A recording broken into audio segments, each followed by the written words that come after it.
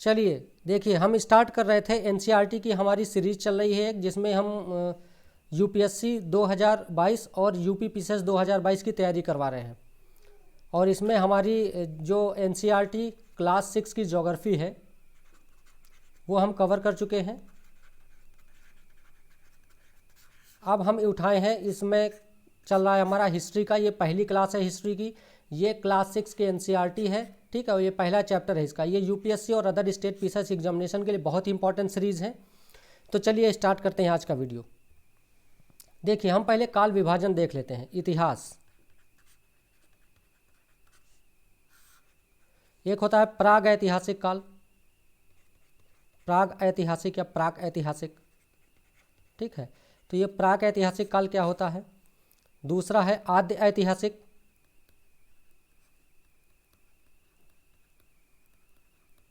और तीसरा है ऐतिहासिक, ठीक है। तो इतिहास को हम 3 पार्ट में देखते हैं।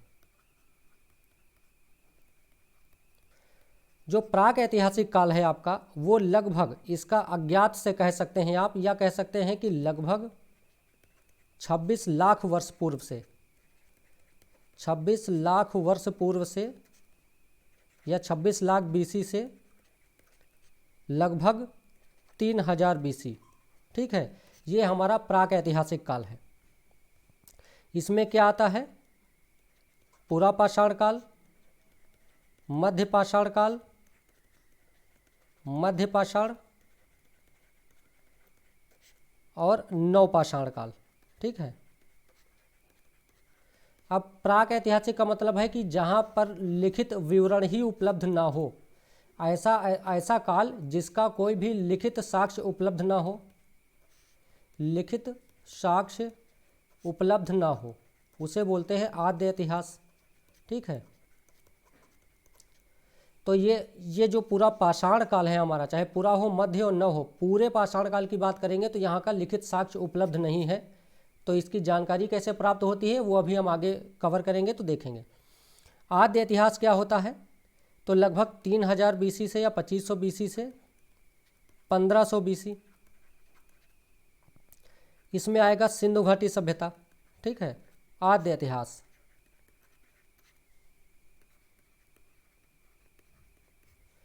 यहाँ का लिखित साक्ष्य उपलब्ध है, लेकिन इसको पढ़ा नहीं जा सका। लिखित साक्ष्य उपलब्ध है, लेकिन इसको अभी तक पढ़ा नहीं जा सका।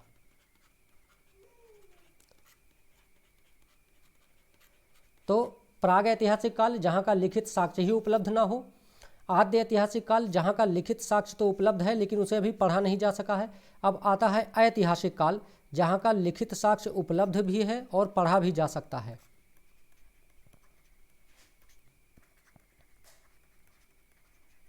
उपलब्ध है और उसको पढ़ा भी जा सकता है।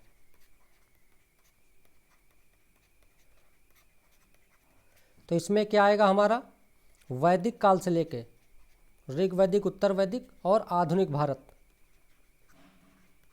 वैदिक काल से लेके आधुनिक काल तक का इतिहास, चूँकि यहाँ के लिखित साक्ष्य भी उपलब्ध हैं और उनको पढ़ा भी जा सकता है। तो ये हो गया हमारा इतिहास। प्राग ऐतिहासिक, जहाँ पे लिखित साक्ष्य उपलब्ध ना हो। आदि ऐतिहासिक, जहाँ पे लिखित साक्ष्य उपलब्ध तो हैं लेकिन उन्हें पढ़ा नहीं जा सकता।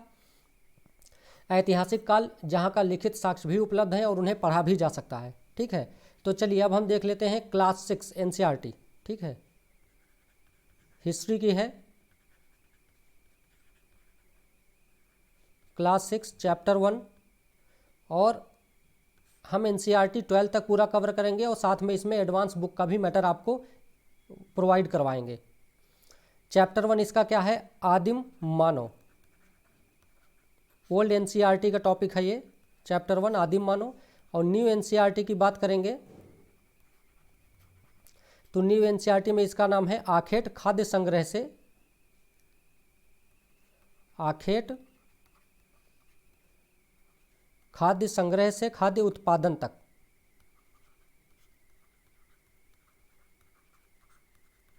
खाद्य या भोजन उत्पादन तक। कैसे मानव खाद्य संग्राहक था, फिर धीरे धीरे वो विकास करता गया, वो भोजन खाद्य उत्पादक बन गया, ठीक है। तो अब बात करते हैं आदिम मानव की। तो सबसे पहला मानव जो था वो कौन था?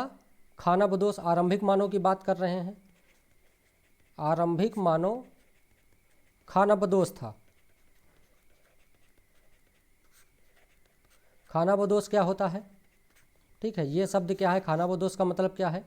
तो खानाबदोश का मतलब वो है जो भोजन और आश्रय की तलाश में, भोजन एवं आश्रय की तलाश में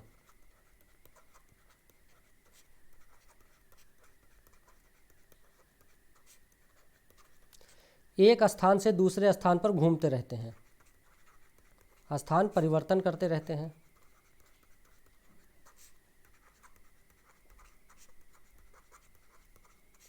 तो खानाबदोश कौन है? जिनका जीवन अस्थायी नहीं है। ठीक है, जो भोजन की तलाश में और घर की तलाश में रहने के लिए वो एक स्थान से दूसरे स्थान में घूमते रहते हैं, और इन्हें कहते हैं हम खाद्य संग्राहक। कंदमूल फल इकट्ठा करके ये खाद्य का संग्रह करते हैं, उत्पादन नहीं कर रहे हैं। जो प्रकृति ने दिया हुआ है कंदमूल फल वही, और जो जानवरों का शिकार करके खाते हैं, मतलब खाद्य का संग्राहक हैं ये। और ये एक स्थान से दूसरे स्थान पर, मतलब स्थान परिवर्तन क्यों करते हैं ये? ठीक है, ऐसा क्यों होता है?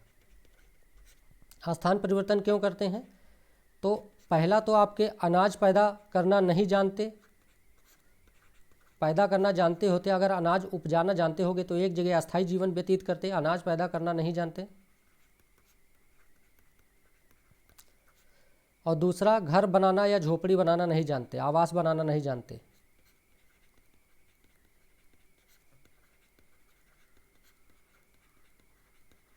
जब आपके पास घर ना होगा और आपके पास कोई कृषि नहीं होगी तो आप एक जगह नहीं रुकेंगे, जहाँ भी आपको भोजन मिलेगा भोजन की तलाश में आप घूमते रहेंगे। तो ये हो गए खानाबदोश। कहाँ रहेंगे? तो कहीं गुफाएं मिल जाए तो वहाँ निवास करने लगे।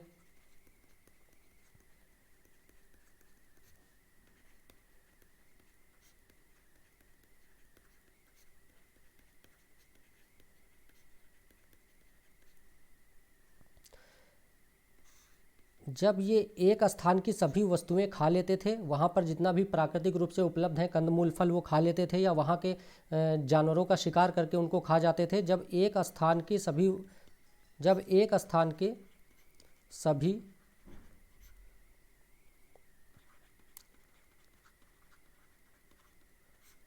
एक स्थान की सभी वस्तुओं को खाकर समाप्त कर देते तो स्थान बदल लेते थे।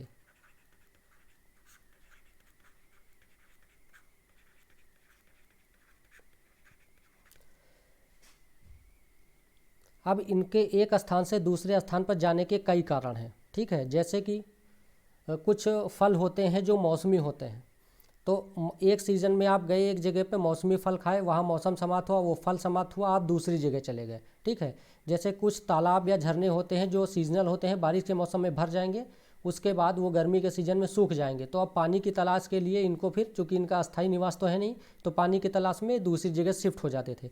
तो इनको कहते हैं खानाबदोश। ठीक है, अब हम कैसे जानते हैं कि ये खानाबदोश थे? इनका जीवन इस तरह का था, एक जगह से दूसरी जगह रहते थे, क्योंकि 26 लाख वर्ष पूर्व की बात है, उस समय का कोई लिखित साक्ष्य भी उपलब्ध नहीं है। तो हम कैसे कह सकते हैं कि उनका जीवन इस प्रकार का था? कुछ तो हमको प्रमाण चाहिए। ठीक है, तो जानकारी का स्रोत क्या होगा इनकी? कैसे हम जानेंगे खानाबदोश लोग थे? जानकारी का स्रोत क्या होगा? तो उनकी जानकारी का स्रोत है पुरातत्वविदों द्वारा कुछ ऐसी वस्तुओं का पाया जाना। पुरातत्वविदों द्वारा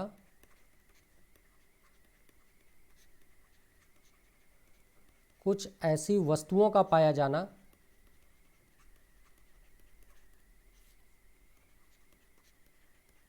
पुरातत्वविदों द्वारा कुछ ऐसी वस्तुओं का पाया जाना जिन वस्तुओं से ये जानकारी प्राप्त होती है कि वो किस प्रकार का जीवन जिया करते थे।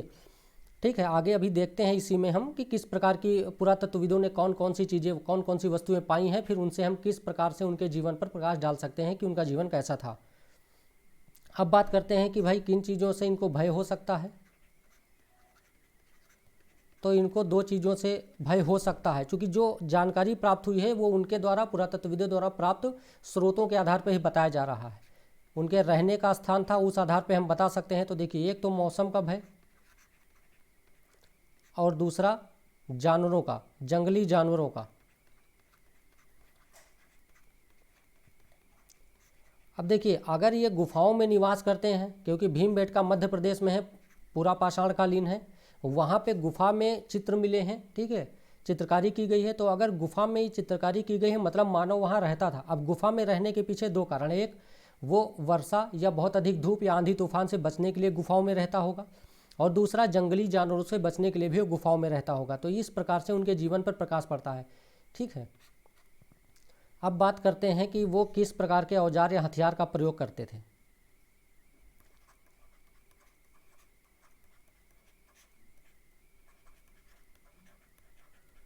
क्योंकि इनके जीवन पर प्रकाश किससे पड़ता है, औजार और हथियार से। पहला आरंभिक मानव है, खानाबदोश है। जानकारी का स्रोत हमने बताया, पुरातत्वविदों द्वारा कुछ वस्तुएं पाई गई हैं, उनके आधार पर हम बताते हैं कि इनका जीवन कैसा था, वो खानाबदोश लोग थे, ठीक है। अब कुछ औजार और हथियार पाए गए हैं इस काल के, ठीक है, आरंभिक काल के औजार हथियार। और इसमें क्या क्या पाए गए हैं, तो पत्थर के औजार हैं। किस प्रकार के औजार हैं, तो पत्थर के, किस चीज़ के बने हैं, पत्थर के औजार, और कुछ हड्डियों के औजार भी मिले हैं। हो सकता है कि इन लोगों ने लकड़ियों के औजार भी बनाए हों, लेकिन चूंकि बहुत अधिक समय हो गया है तो लकड़ियों के औजार नष्ट हो गए होंगे।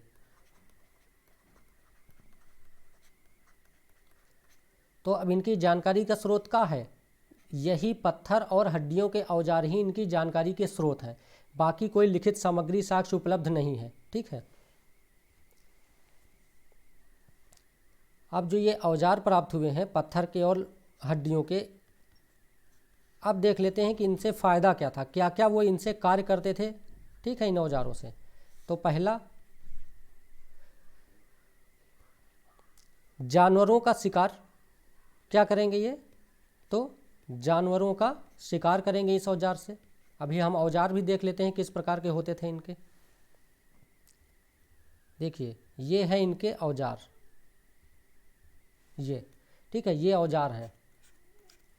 ये क्या है, पत्थर के औजार हैं। ये किनारे किनारे इनको नुकीला बनाया जाता था, इनको फेंक कर मार दिया जाता था जानवरों को। कुछ से खुरचनी का उपयोग किया जाता था ताकि जानवरों की खाल को छीला जा सकता था। आगे चल के इन्हीं प्रकार के और फाइन औजार जो बनाए गए उनसे कृषि कार्य किया जाने लगा, बीज की बुआई की जाने लगी। ये भी औजार हैं, देखिए फलक वाले औजार हैं, फलक मतलब पतले औजार, बिल्कुल स्क्रैपर हैं ये। चौड़ी खुरचनी है ये। अभी आपको इसमें एग्जैक्ट समझ नहीं आता, लेकिन जहाँ पर ये निशान बन रहा है वहाँ पे समझ लीजिए धार बनाई गई है इन औजारों में। दांतेदार औजार हैं ये। अवतल फलक वाली खुरचनी स्क्रैपर, दो फलक वाले दोनों तरफ दांत हैं इसमें। शल्क पर छुरी, कोण वाली खुरचनी, ठीक है। तो इस प्रकार की ये जो हैं ये सभी औजार हैं पूरा पाषाण काल या पूरे पाषाण काल के।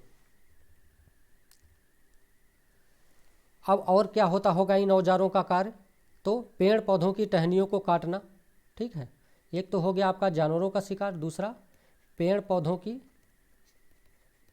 टहनियों को काटा जाता था।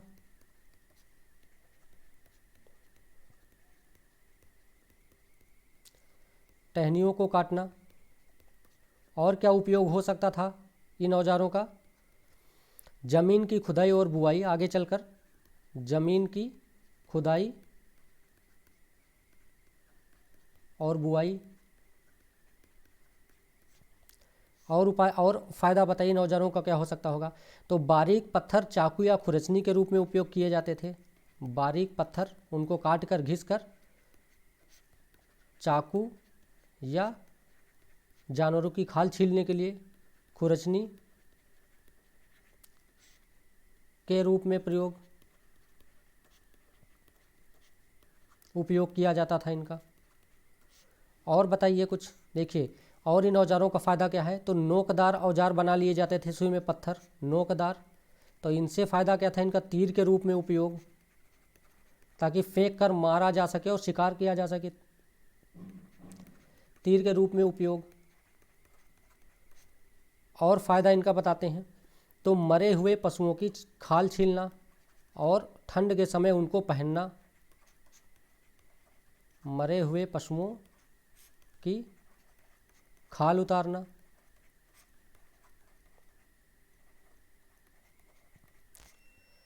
मांस काटना, हड्डियां फाड़ना, क्या है, मांस काटना और हड्डियां फाड़ना।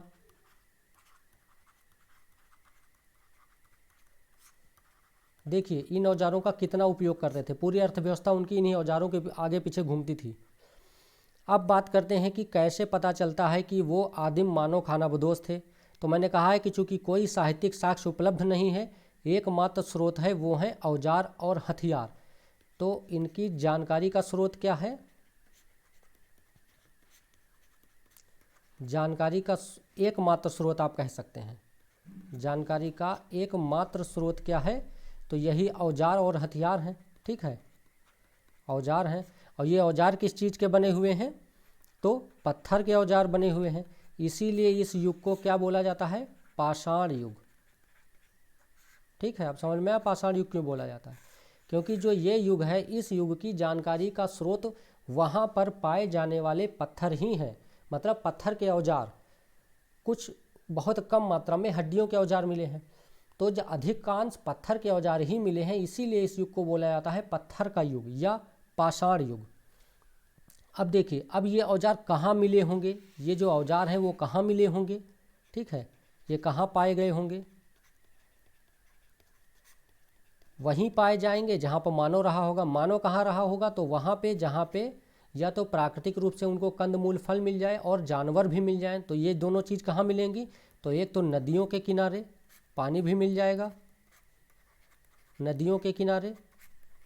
ठीक है, क्योंकि यहाँ पानी पीने जानवर भी आया करते हैं, मनुष्य भी अपनी पानी की आवश्यकताओं की पूर्ति करता है। और दूसरा, जहाँ वो मनुष्य रहता है वहाँ औजार या हथियार मिले होंगे, तो गुफाओं में।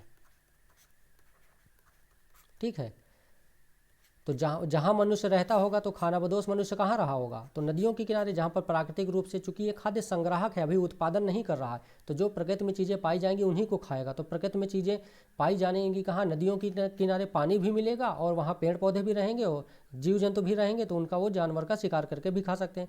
और गुफाओं में ये हथियार मिलेंगे, क्योंकि गुफाओं में मनुष्य निवास करता था, मौसम से डरता था, कहीं बिजली कड़क रही उससे डर जाता होगा, क्योंकि उस समय इतनी जानकारी तो इन लोगों को कुछ थी नहीं। ठीक है, कि इनके पीछे कारण क्या होता है, तो इन्हीं को दैवी शक्ति के रूप में भी मानने लगा होगा। ठीक है, तो ये क्या है, हमने इसमें देखा कि पाषाण युग कैसे बना। ठीक है, पाषाण युग, पत्थरों के स्वरूप के आधार पर अब बात करते हैं कि अब इसमें पत्थर के, भाई पाषाण युग बहुत बड़ा है, 26 लाख से 3000 BC। ठीक है, अब इतने बड़े समय में कुछ ना कुछ परिवर्तन तो औजारों में आया होगा। पहले सिर्फ पत्थर के औजार होते थे, बिना किसी घिसावट के, बिना धारदार। फिर आगे चल के धीरे धीरे उनमें धार देना शुरू किया गया होगा। जैसे जैसे जानकारी बढ़ी होगी, जैसे जैसे उपयोग किया जाने लगा होगा, धार तीव्र होती गई होगी और पतले हथियार और नुकीले हथियार धारदार होने लगे होंगे। फिर उसमें लकड़ी का मुट्ठा लगाया जाने लगा होगा। तो इस प्रकार से क्या है कि पत्थरों के स्वरूप के, पत्थरों के औजारों के, पत्थर के औजारों के स्वरूप के आधार पर, के स्वरूप के आधार पर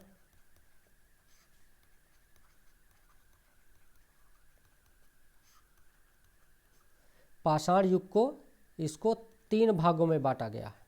ठीक है, तो पहला क्या है? पहला है पूरा पाषाण काल, पूरा पाषाण काल। दूसरा है मध्य पाषाण काल।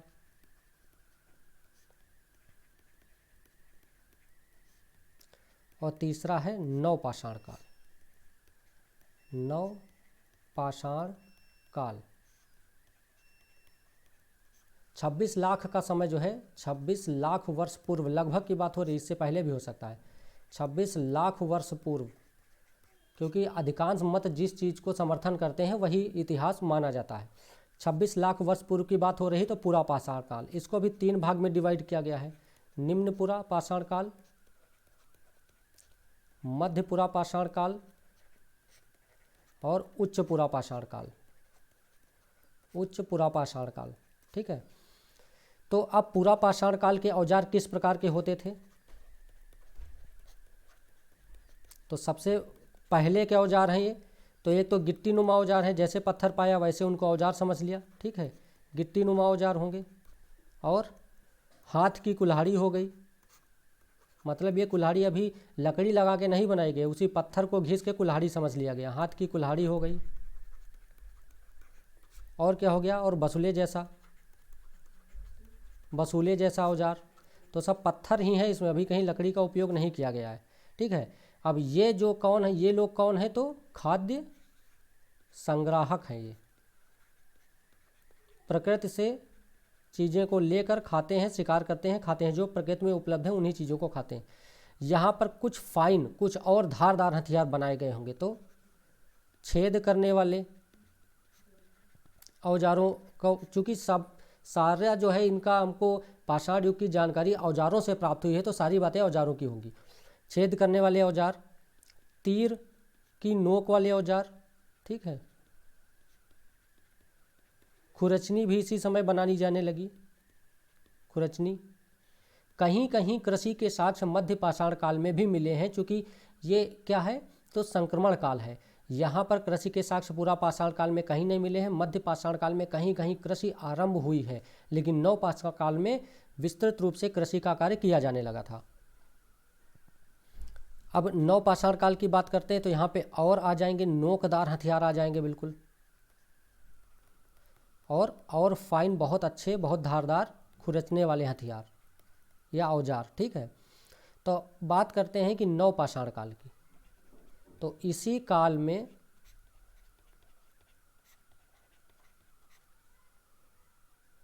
में क्या हुआ कि खेती शुरू हुई। ठीक है, कृषि कार्य शुरू हुआ।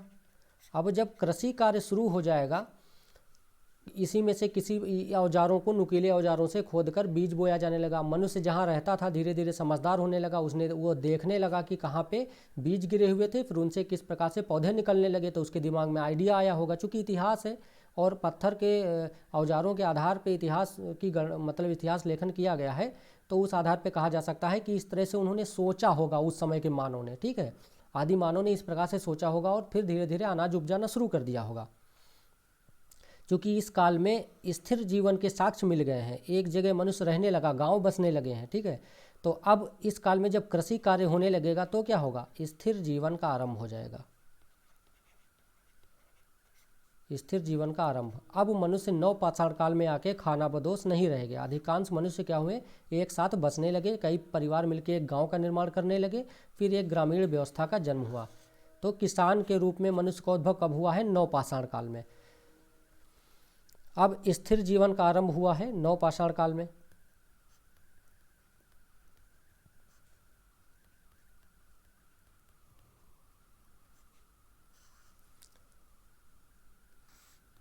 खानाबदोश जीवन समाप्त हो गया।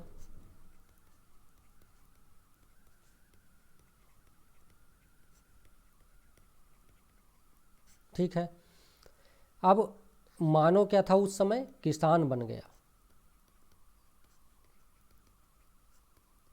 कृषि कार्य करने लगा, पशुओं को पालतू बनाना शुरू कर दिया।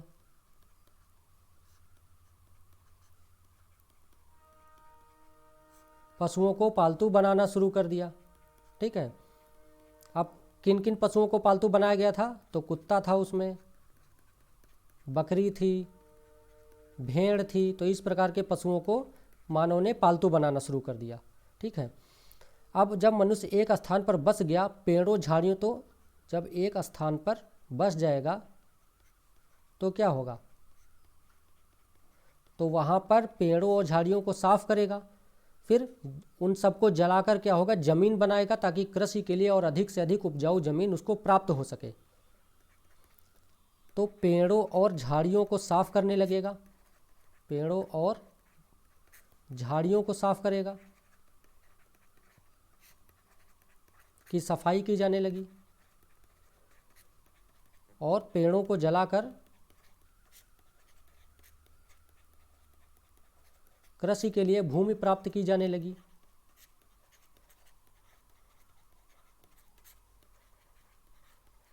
भूमि प्राप्त की जाने लगी। इस प्रकार से झूमिंग कृषि आरंभ हुई, झूमिंग कृषि। ठीक है, अब पेड़ों को काटकर, अब क्या हुआ, धीरे धीरे पेड़ों को कैसे काटेंगे। अब जब पेड़ की सफाई होने लगी, झाड़ियों की सफाई होने लगी, तो हम बात करते हैं कि पत्थर की कुल्हाड़ी का उद्भव हुआ होगा, पत्थर की कुल्हाड़ी आई होगी, पेड़ काटने के बाद उन्हीं से बांधा गया होगा। ठीक है, एक डंडे में पत्थर को नुकीला बना के बांध के उसको कुल्हाड़ी के रूप में प्रयोग किया गया होगा। अब इसी समय हुई है धातु की खोज। जब स्थिर जीवन का आरंभ हो जाएगा तो इसी समय क्या हुआ, अभी तक तो पत्थर के ही मतलब ये औजार हथियार प्राप्त हुए हैं। अब इस समय नवपाषाण काल के बाद धातु की खोज हो गई, और जब धातु की खोज हो गई है तो इससे क्या हुआ है कि धातु के हथियार, ठीक है। अब धातु में सबसे पहले कौन सी धातु की खोज हुई है, तो तांबा धातु की खोज हुई है। और इसमें फिर दूसरी धातुएं मिलाई जाने लगी,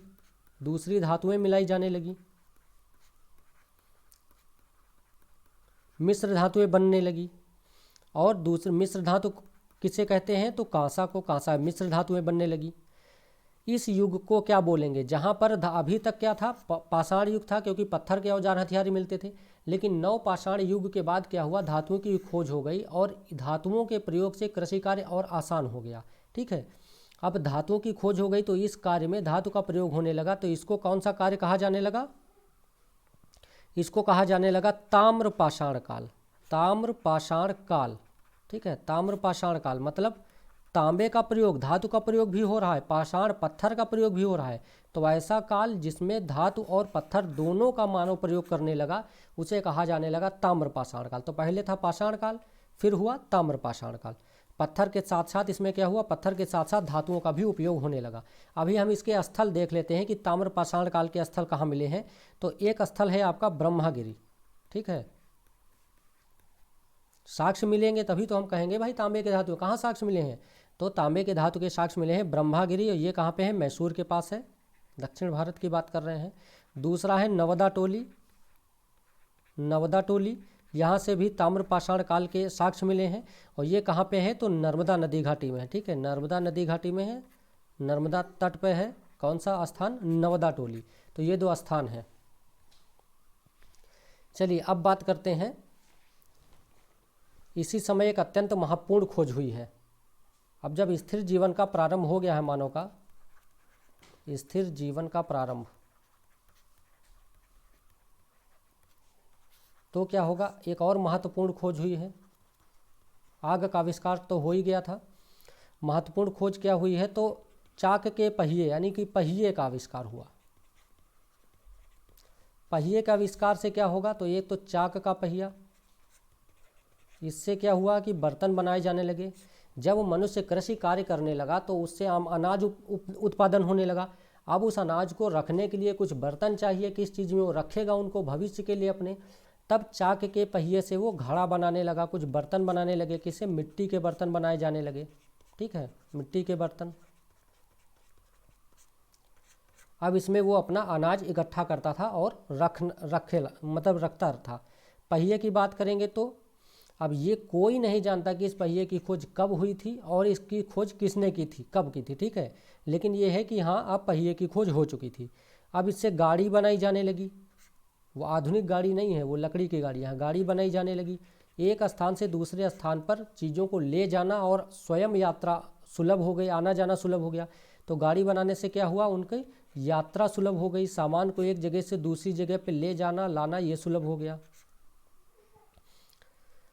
अब जब स्थिर जीवन का आरंभ हो गया था, ये सब चीज़ें होने लगी, लोग एक साथ रहने लगे। पहले क्या था, खानाबदोश जीवन जब जीते थे लोग, तो उसमें बच्चे, स्त्रियां और सभी पुरुष वो सब मिल के एक साथ एक परिवार के रूप में रहते थे, फिर एक जगह से दूसरी जगह शिफ्ट हो जाते थे। लेकिन जब वो स्थिर जीवन जब कृषि कार्य करने लगे तो वो एक ही गांव में, जैसे एक परिवार रहने लगा, फिर दूसरा परिवार, तीसरा परिवार, तो वो सब अब चूंकि एक जगह रहने लगे हैं तो उनको अपने घर बनाने होंगे, झोपड़ी बनाने लगी। झोपड़ी क्या होगा, अब उसकी सुरक्षा कैसे करेंगे, तो ज़्यादा से ज़्यादा लोग रहेंगे तो ज़्यादा वो सुरक्षित महसूस करेंगे, ठीक है, चूँकि जंगली जानवरों का उनको भय था।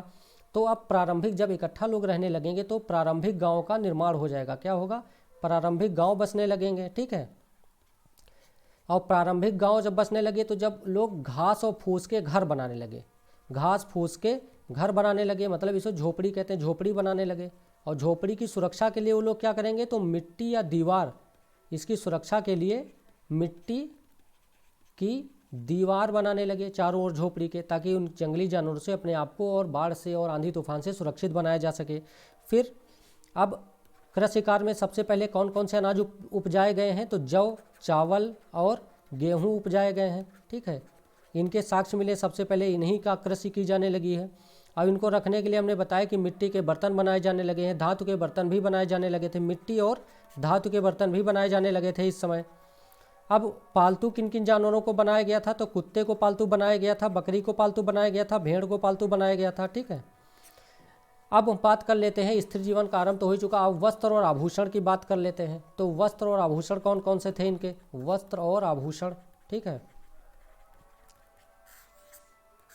देखिए सीपी के वस्त्र पहनते थे लोग, सीपी या हड्डियों के उपकरण पाए गए हैं, हड्डियों के उपकरण, हड्डी सीपी और हड्डियों के उपकरण वस्त्र। ठीक है, उपकरण मतलब आभूषण इस समय है, हड्डियों के आभूषण। सूत काटना सीख गए थे ये लोग, क्या हुआ, रुई कपास उपजाना सीख गए थे और कपास से बनती थी रुई और रुई से इन्होंने काटना सीख लिया था, सूत काटना। ठीक है, सूत काटना। अब इससे क्या होगा कि ये लोग अब कपड़े बनाना सीख गए थे। ठीक है, कपड़े बनाना सीख गए थे, कपड़े बनाना सीख गए थे। अब बात करते हैं कि इनका समाज कैसा था। तो समाज कैसा होगा, पहले तो खानाबदोश समाज था, खानाबदोश समाज था, बाद में ये एक स्थिर जीवन जीने लगे। ठीक है, पर ये खानाबदोश लोग थे, बिल्कुल फ्री थे, इन पे कोई नियम कानून नहीं था, वो कहीं भी जाके बस सकते थे, वहाँ से दूसरी जगह कभी भी शिफ्ट कर सकते थे।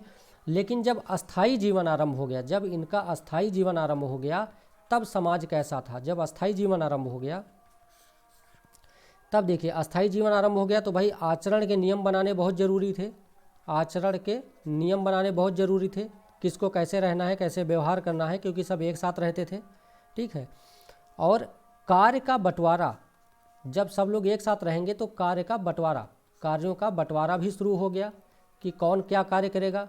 कुछ लोग कृषि कार्य करेंगे, कुछ लोग अपना घर बनाने का कार्य करेंगे, घर बनाने का कार्य करेंगे, और कुछ लोग जैसे पशुओं की देखभाल करेंगे। ठीक है, पशुओं की देखभाल करेंगे। तो इस प्रकार से अस्थाई जीवन की शुरुआत हुई। तो आचरण के नियम भी बनने लगे और कार्यों का बंटवारा भी शुरू हो गया, कुछ कृषि, कुछ घर बनाने और कुछ पशुओं की देखभाल करेंगे। पर कौन क्या कार्य करेगा, इसका निर्णय कौन करता था, कौन क्या कार्य करेगा, कौन क्या कार्य करेगा, इसका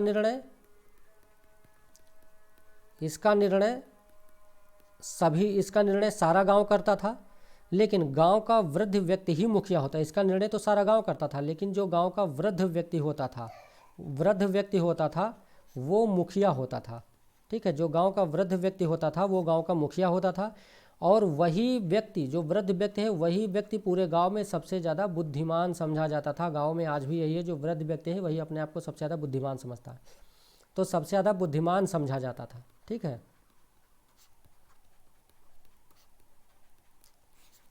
तो ये हमने एक क्रम से आपको समझाया है यहाँ पे पाषाण काल। ठीक है, अब हम बात कर लेते हैं इसके धर्म की, कि उस समय का धर्म कैसा था। समाज हमने देख लिया, वस्त्र आभूषण देख लिए, धर्म। तो धर्म में क्या होगा, देखिए ये लोग जिस चीज़ से डर जाते थे, क्योंकि उस समय जानकारी तो थी नहीं कि बादल क्या होता है, बिजली कड़कना क्या होता है, वर्षा क्या होती है, आंधी तूफान क्या होता है, कैसे आता है, इसके पीछे का कारण क्या है। और ये पृथ्वी जो विभिन्न उनको उपजाऊ चीज़ें देती है, जो कृषि है, जो धरती है, भूमि है, ये क्या करती थी कि सारा जो उपजाते थे वो लोग, कृषि कार्य करते थे, वो इसी धरती से होता था। तो ये लोग उसको एक माता के रूप में पूजते लगे। ठीक है, तो धरती माता की पूजा की जाने लगी, धरती माता की पूजा की जाने लगी। ठीक है, धरती माता की पूजा की जाने लगी। जब धरती माता की पूजा की जाने लगेगी तो उसको इन्होंने क्या दिया, मातृदेवी की पूजा, मातृदेवी की पूजा की जाने लगी।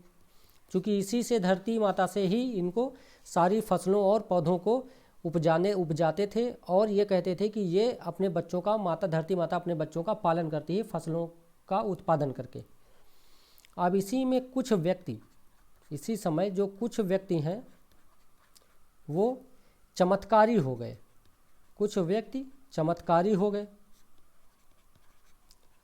कुछ व्यक्ति इसी में चमत्कारी हो गए, और वो दावा करने लगे कि वो क्या कर सकते हैं, मौसम पर काबू पा सकते हैं, मौसम पर काबू पा सकते हैं। बता रहे होंगे गर्मी का सीजन आता होगा, कहते होंगे अब देखो बरसात नहीं होगी, अब आंधी चलेगी, तूफान चलेगी, तो मौसम पे काबू पा सकते हैं। और कुछ बीमारी जो है उनको, बीमारी को ठीक कर सकते हैं, ठीक कर सकते हैं। ठीक है, तो ये ऐसे लोग चमत्कारी लोग हो गए कुछ। अब और लोगों को नुकसान से बचा सकते हैं। तो कुछ चमत्कारी लोग हैं, उन्होंने कहा कि भाई हम मौसम पर भी काबू पा लेंगे, आपको बीमारी हम उससे भी आपको ठीक कर देंगे और आपको नुकसान से भी बचा लेंगे। ठीक है, नुकसान से बचा लेंगे। अब इस प्रकार से एक नए वर्ग का उदय हुआ और इस वर्ग को क्या कहते हैं? पुरोहित वर्ग। ठीक है, इस प्रकार से पुरोहित वर्ग का उदय हुआ। अब ये क्या करते थे पुरोहित वर्ग? तो समूचे समाज की ओर से यज्ञ करते थे, समूचे समाज की ओर से यज्ञ करते थे, समाज की ओर से यज्ञ करते थे। ठीक है, और ये मंत्रों का ज्ञान करते थे, मंत्रों का गायन करते थे, गायन या गान। ठीक है, तो इस प्रकार से पुरोहित वर्ग का उदय हुआ है। इस युग में मानव लिखना पढ़ता नहीं जानता था, इसीलिए इसकी जानकारी के स्रोत हमारे पास कोई साहित्यिक स्रोत उपलब्ध नहीं है। चलिए अब बहुत ही इंपॉर्टेंट चीज़ है, देख लेते हैं इनके स्थल की कहाँ कहाँ से कौन कौन से स्थल मिले हैं। ठीक है, तो ये है पूरा पाषाणकालीन स्थल। अभी तक तो पूरा इतिहास समझ लिया है कि कैसा मानव था, कैसा जीवन था। पूरा पाषाणकालीन स्थल, यहीं से प्रश्न ज़्यादा आते हैं।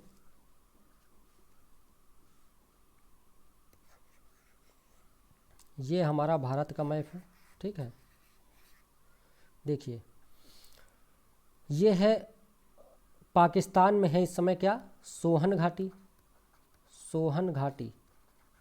ये है पूरा पाषाणकालीन स्थल। यहाँ से चापर, चॉपिंग और पेबुल संस्कृति के साक्ष्य मिले हैं। क्या?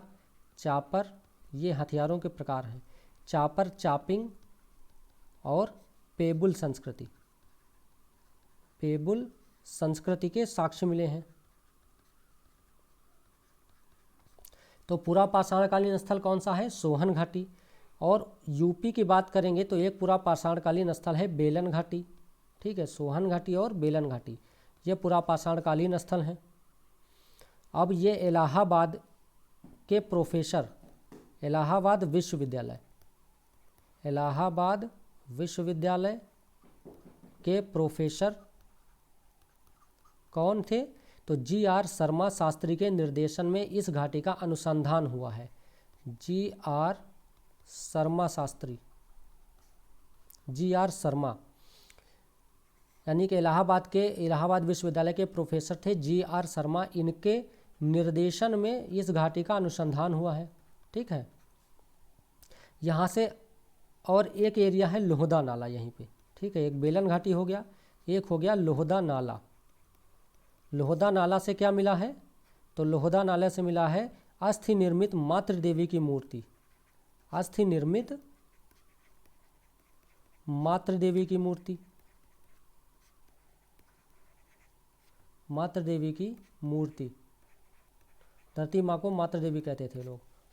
ठीक है, तो पूरा पाषाणकालीन स्थल उत्तर भारत की बात करें तो एक हो गया सोहन घाटी, वर्तमान में पाकिस्तान में है, पहले तो भारत में ही था, बेलन घाटी और लोहदा नाला। ठीक है, तो बेलन घाटी इलाहाबाद विश्वविद्यालय के प्रोफेसर जी.आर. शर्मा के निर्देशन में इसका उत्खनन हुआ है, यहाँ की जानकारी प्राप्त हुई। लोहदा नाला से एक अस्थि हड्डी से निर्मित मातृ देवी की मूर्ति मिली है। अब साउथ इंडिया की बात करेंगे तो पल्लवरम है, बदमबुरई है, और एक और कौन सा है? अतिरपक्कम। ठीक है, अतिरपक्कम, ये दक्षिण भारत के 3 स्थल हैं।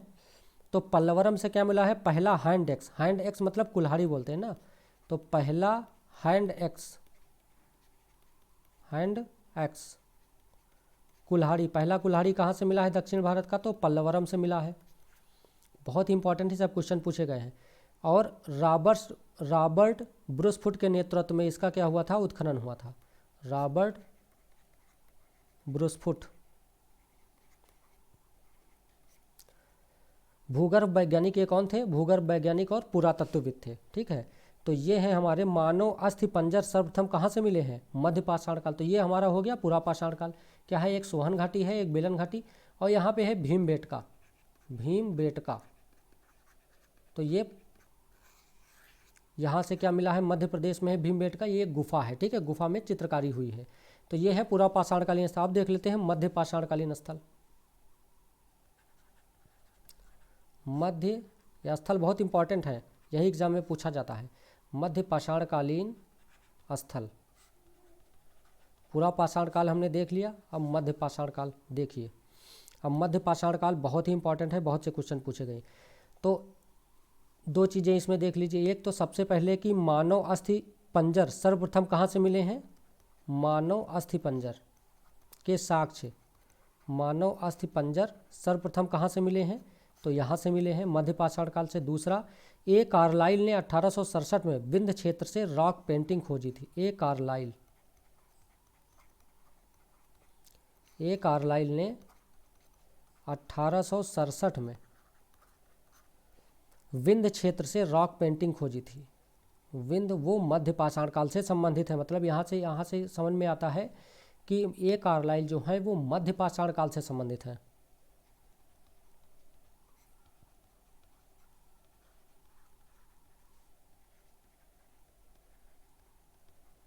रॉक पेंटिंग खोजी थी।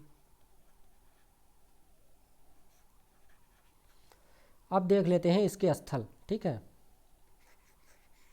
सेम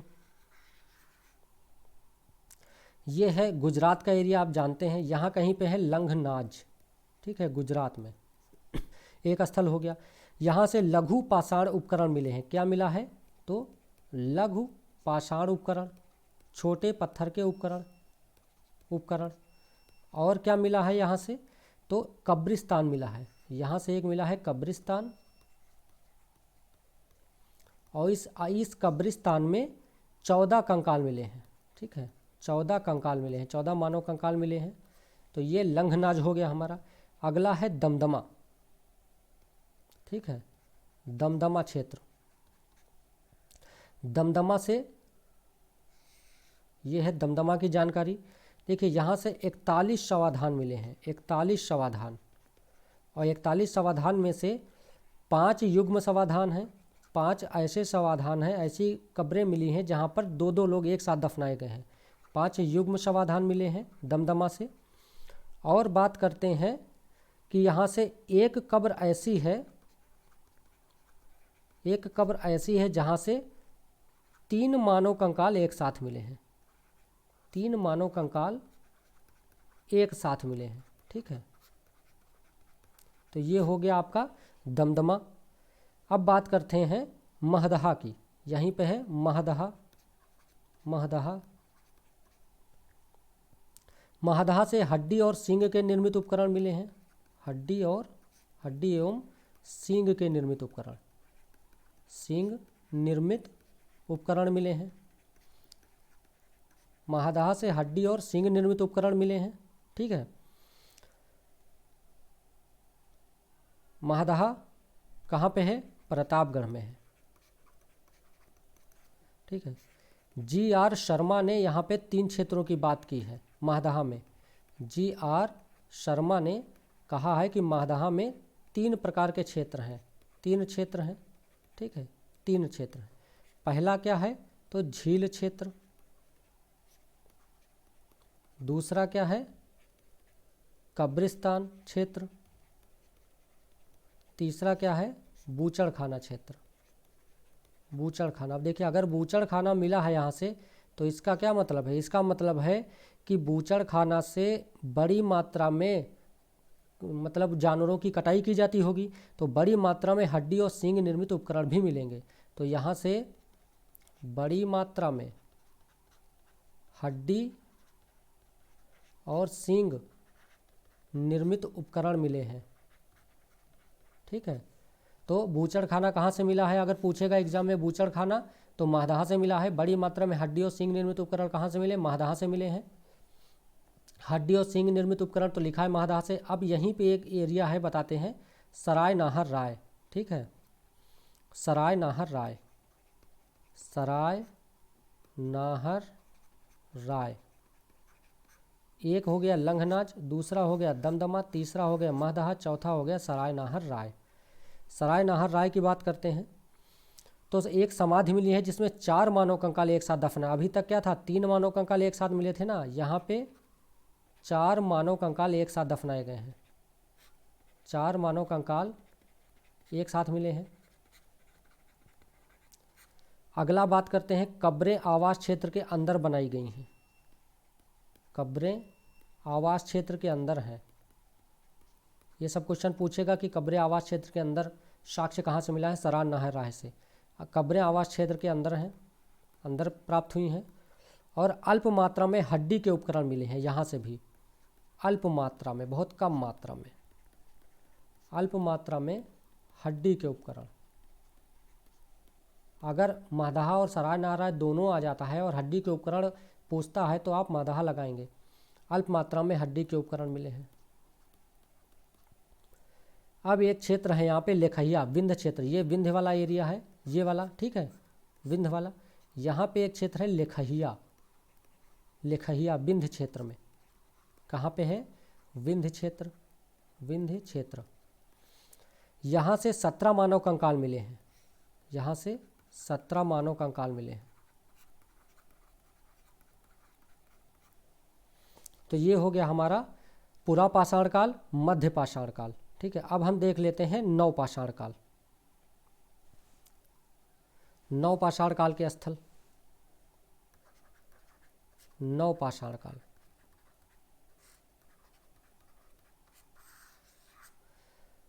तो सेम फिगर में सबको देखते हैं। यहाँ पे है मेहरगढ़ पाकिस्तान में, मेहरगढ़, ठीक है। ये नव पाषाण कालीन स्थल। यहाँ पे नव पाषाण काल तो है, लेकिन ये कहते हैं कि पाषाण काल से वहाँ तक, कहाँ तक, हड़प्पा, हड़प्पा तक के स्थल यहाँ से मिले हैं, ठीक है। यहाँ पे पाषाण काल में भी ये शहर था, हड़प्पा में भी था। तो पाषाण काल से हड़प्पा तक के अवशेष मेहरगढ़ में प्राप्त हुए हैं। अगला है जम्मू कश्मीर। यहाँ पे है जम्मू कश्मीर में है बुर्जहोम, बुर्जहोम गुफ्फर काल। बुर्जहोम से क्या मिला है, तो एक गर्त आवास, गड्ढे में घर, गर्त आवास मिला है, क्वेश्चन एग्जाम में पूछा हुआ है। दूसरा, मानव के साथ कुत्ते को दफनाया गया था, उसका मतलब वो साक्ष्य मिला है, मानव प्लस कुत्ता एक साथ एक कब्र में। तो बुर्जहोम कहाँ है, जम्मू कश्मीर में है, ठीक है, जम्मू कश्मीर में। और गर्त आवास मिला है यहाँ से, और मानव और कुत्ता गर्त मतलब गड्ढे में घर। चिरांद बिहार में है, चिरांद, ये नव पाषाणकालीन स्थल है। यहाँ पे क्या है, हड्डी के उपकरण मिले हैं। नव पाषाण काल में हड्डी के उपकरण यहाँ से पूछा जाएगा। और मध्य पाषाण काल में मादाहा, दमदमा, हड्डी के उपकरण। और यहाँ पे हड्डी में क्या, हिरण के सींग के, हिरण, हिरण के सींग के उपकरण मिले हैं, सींग निर्मित उपकरण मिले हैं, ठीक है, हिरण के सींग निर्मित उपकरण।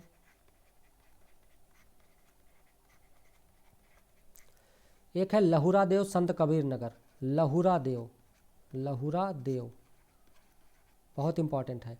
ये है कहाँ, संत कबीर नगर, संत कबीर नगर, लहुरा देव।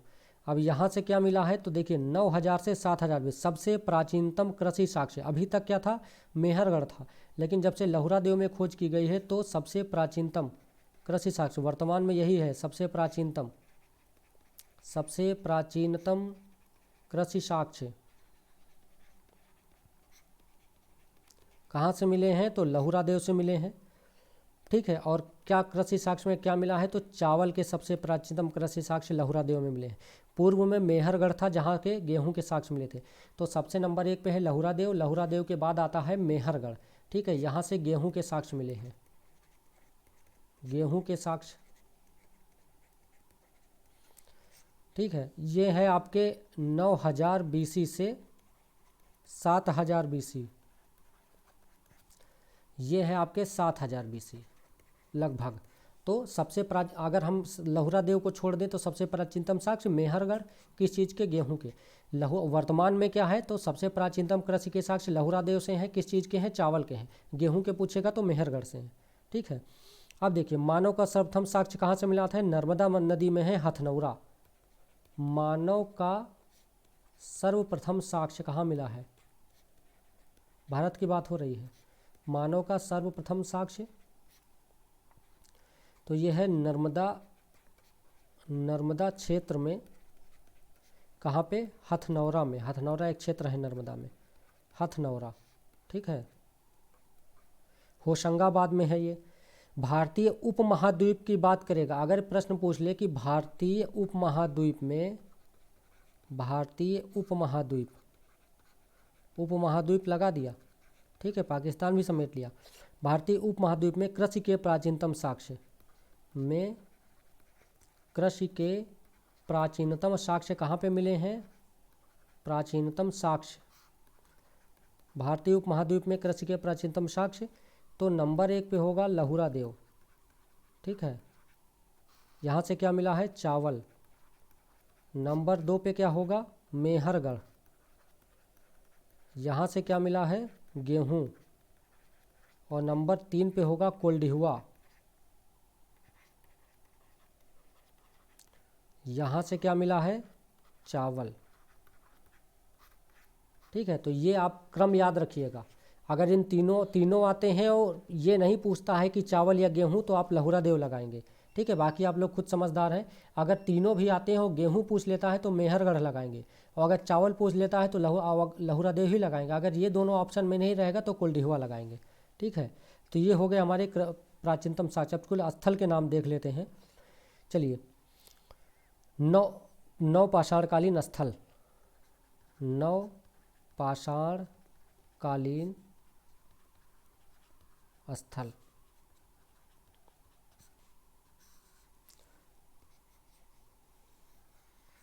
तो ये पश्चिम क्षेत्र की बात करें हम, पश्चिम क्षेत्र, ठीक है। पश्चिम क्षेत्र में कौन कौन से स्थल हैं? तो एक है आपका मेहरगढ़, मेहरगढ़ ये 9 पाषाणकालीन स्थल हैं।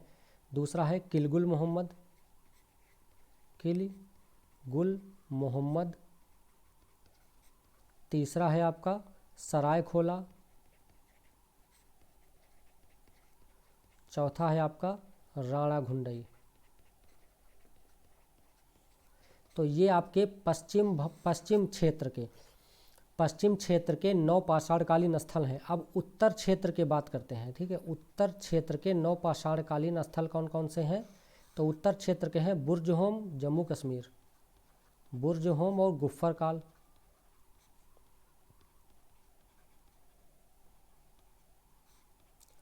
पूर्वी क्षेत्र की बात करते हैं, पूर्वी क्षेत्र, ठीक है।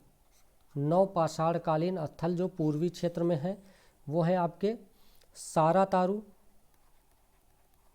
सारातारू, मरकडोला,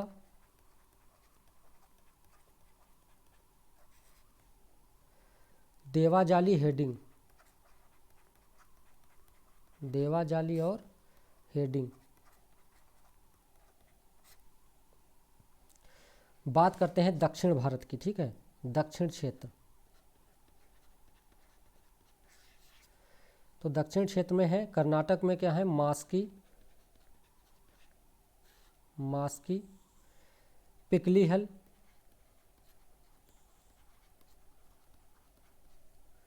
हल्लूर, ब्रह्मागिरी। ये एग्जैक्ट लोकेशन नहीं बता रहा हूँ मैं, बता रहा हूँ बस ये दक्षिण क्षेत्र हैं, इतने मिले हैं। और तमिलनाडु में है पयमपल्ली, पयमपल्ली, ठीक है। हल्लूर और उतनूर, उतनूर कहाँ पे है? आंध्र प्रदेश में है उतनूर। ये तमिलनाडु में है, ये आंध्र प्रदेश में है, ये कर्नाटक में है, ठीक है। तो ये हमने देख लिया। देखिए पूरा पाषाणकालीन स्थल हमने देख लिए हैं, भीमबेटका भी उसमें है, बेलन घाटी है। 9 मध्य पाषाणकालीन स्थल हमने देख लिए हैं, और 9 पाषाणकालीन स्थल भी हमने देख लिए हैं, ठीक है। तो ये हमारी एनसीईआरटी सीरीज चल रही है, जिसमें हम यूपीएससी और स्टेट पीसीएस 2022 की तैयारी करवा रहे हैं, जिसके लिए हमने एनसीईआरटी बेसिक से स्टार्ट किया है। उसमें हम अपना एडवांस मैटर भी ऐड करते जाएंगे। तो हमने जियोग्राफी की क्लास 6 एनसीईआरटी पूरी कवर कर दी है, ठीक है। ये आज के वीडियो में हमने हिस्ट्री की क्लास 6 की एनसीईआरटी कवर की हो, भी चैप्टर 1 कवर किया है, ठीक है। तो इसमें हमने आज पूरा पाषाण काल, पूरा पाषाण काल कवर कर दिया है, पाषाण काल में कुछ नहीं बचा है। और बचा है अगर पाषाण काल में तो इसके क्वेश्चंस हैं, तो एक वीडियो हम बनाएंगे, ठीक है, उसमें हम पूरे पाषाण काल के क्वेश्चंस कवर करेंगे। सभी पाषाण काल के जितने प्रश्न एग्जाम में आए हुए हैं हम उसका एक वीडियो बनाएंगे। तो चलिए आज के वीडियो में इतना ही, मिलते हैं नेक्स्ट वीडियो में।